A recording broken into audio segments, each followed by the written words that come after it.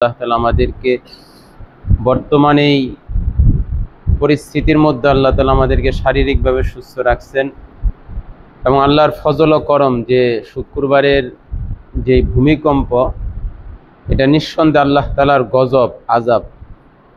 কারণ আল্লাহ মানুষকে হেদায়েতের পথে আসার জন্য, আমলের উপর চলার জন্য সুযোগ দেন, সময় দেন। এরপরে যখন মানুষ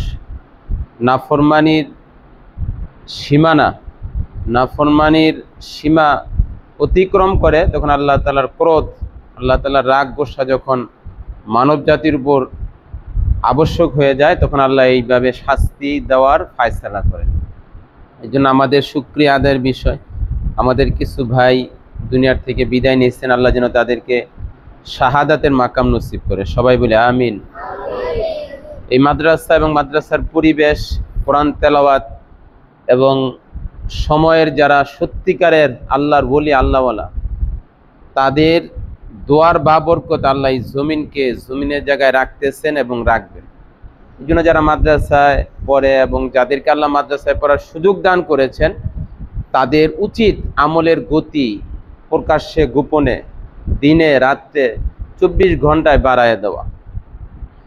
আল্লাহ যদি কাউকে না বাঁচান, তাহলে পৃথিবীর মানুষ যেখানেই যাক তার মরতে হবে।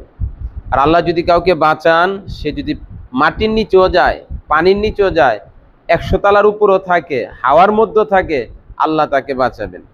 আর যদি আল্লাহ কারো মৌত কোনোভাবে লিখে রাখেন, যতই পালানোর চেষ্টা করি, আল্লাহ মারতে চাইলে, আল্লাহ যদি মৌতের ফায়সালা করেন, আল্লাহ অবশ্যই মারবেন। কেউ আমাদেরকে বাঁচাইতে পারবেন না। এর জন্য আমাদের দোয়া অনিবার্য, আল্লাহ তাআলার কাছে দোয়া করতে হবে। আর এই মাদ্রাসা নিষ্পাপ শিশুদের দোয়ার বাবরকতে আল্লাহ পৃথিবীর জমিনকে ঠান্ডা রাখবেন এবং পৃথিবীর জমিনকে সুন্দর রাখবেন। আজকে বড়দের নাফরমানির কারণে পৃথিবীর মাখলুকাত, অন্যান্য প্রাণীকুল কষ্ট পায়। যখন আল্লাহর আযাব চলে আসে, নাফরমানির কারণে অন্যান্য প্রাণীও কষ্ট পায়।